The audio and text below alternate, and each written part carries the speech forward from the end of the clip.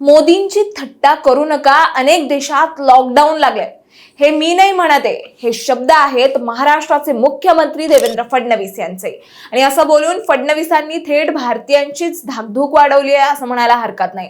आणि यावेळी मनात एकच विचार येतोय, तो म्हणजे भारतात पुन्हा लॉकडाऊन होईल का।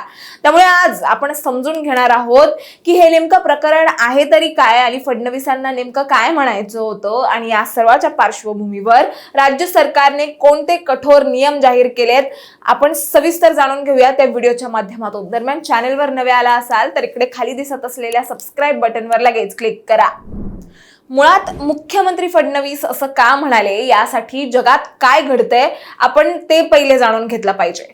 पश्चिम आशियात म्हणजेच इराण, इस्रायल, अमेरिका यांच्यात युद्धजन्य परिस्थिती निर्माण झाली आहे आणि पंतप्रधान नरेंद्र मोदी यांनी या पश्चिम आशिया संकटामुळे जगभरातील ऊर्जा पुरवठा साखळीवर मोठा परिणाम झाल्याचं सांगत देशवासियांना इंधन बचत करण्याचं, तसेच सार्वजनिक वाहतूक वापरण्याचं, परदेशी सहली टाळण्याचं आणि सोन्याच्या खरेदीला उशीर करण्याचं वारंवार आवाहन केलं जात आहे। कारण भारताकडे सध्या 60 दिवसांचा कच्च्या तेलाचा, 60 दिवसांचा नैसर्गिक वायूचा आणि 45 दिवसांचा एलपीजीचा साठा असून परकीय चलन साठा $703 अब्ज इतका आहे। त्यामुळे नागरिकांनी घाबरू नये किंवा घाईत खरेदी करू नये असेही केंद्र सरकारने यावेळी स्पष्ट केलंय।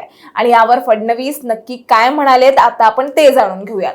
तर नाशिकमध्ये सिंहस्थ कुंभमेळ्याच्या बोधचिन्ह अनावरण सोहळ्यानंतर माध्यमांशी बोलताना मुख्यमंत्री देवेंद्र फडणवीस यांनी हे वक्तव्य केलंय।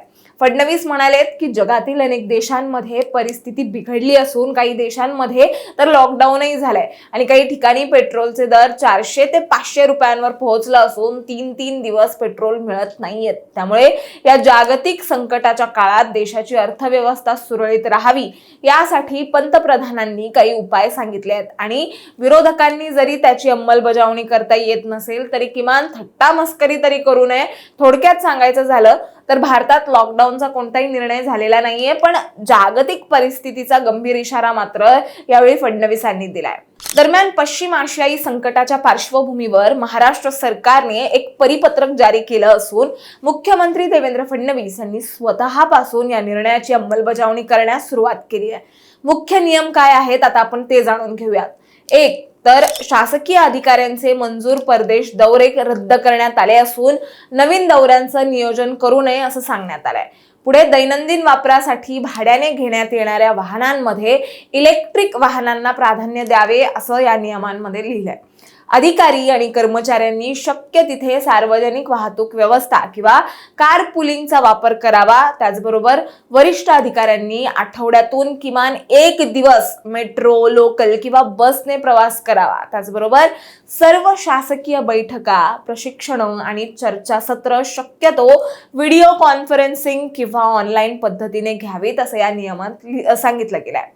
पुढे हे नियमांमध्ये पुढील 6 महिन्यांसाठी कोणत्याही नवीन सल्लागारांची नेमणूक करण्यात येऊ नये असं म्हटलंय।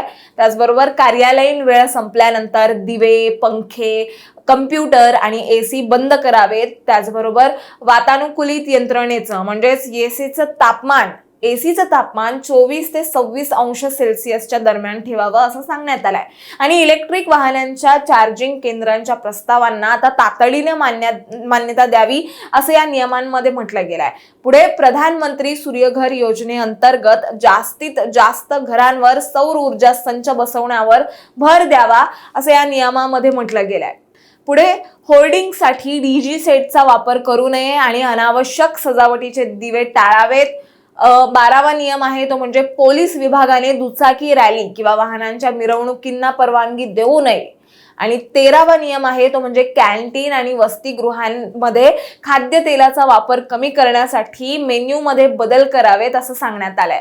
पुढे 14वा नियम आहे तो म्हणजे नैसर्गिक आणि सेंद्रिय शेतीला प्रोत्साहन देऊन रासायनिक खतांचा वापर कमी करावा असं नियम शेतकऱ्यांसाठी लागू करण्यात आलाय। पुढे मुंबई आणि मोठ्या शहरातील हॉटेल रेस्टॉरंटनी PNG वापरावं यासाठी त्यांना प्रोत्साहित करावं असं म्हटलं गेलं आहे. आणि शेवटचा नियम आहे तो म्हणजे फ्लेक्स, बॅनर आणि होर्डिंग्जवरील अनावश्यक खर्च टाळून तेथील डेकोरेटिव्ह लाइटिंगवर बंदी घालण्यात आली आहे. आता ही नियमावली जाहीर करता फडणवीसांनी स्पष्टच सांगितलं आहे की विरोधक या उपायांची अंमलबजावणी करू शकत नसतील तर त्याची किमान थट्टा मस्करी तरी त्यांनी करू नये, कारण प्रत्येक व्यक्तीची जबाबदारी आहे की आपापल्या पद्धतीने या उपायांची अंमलबजावणी करावी. एकंदरीतच तुम्हाला हे प्रकरण समजलं का? लॉकडाऊनचा थेट धोका नाहीये, पण जागतिक परिस्थिती गंभीर नक्की आहे आणि फडणवीस सरकारने नियमावली जाहीर करून एक सकारात्मक संदेश द्यायचा प्रयत्न केलाय. पण सरकारी यंत्रणाच या नियमांचं पालन करते का, हा खरा प्रश्न आहे. तुम्हाला याबद्दल काय वाटतं हे आम्हाला कमेंटमध्ये नक्की सांगा आणि अशाच माहितीपूर्वक व्हिडिओ बघण्यासाठी लगेचच सबस्क्राईब करा प्राईम टाइम महाराष्ट्राला.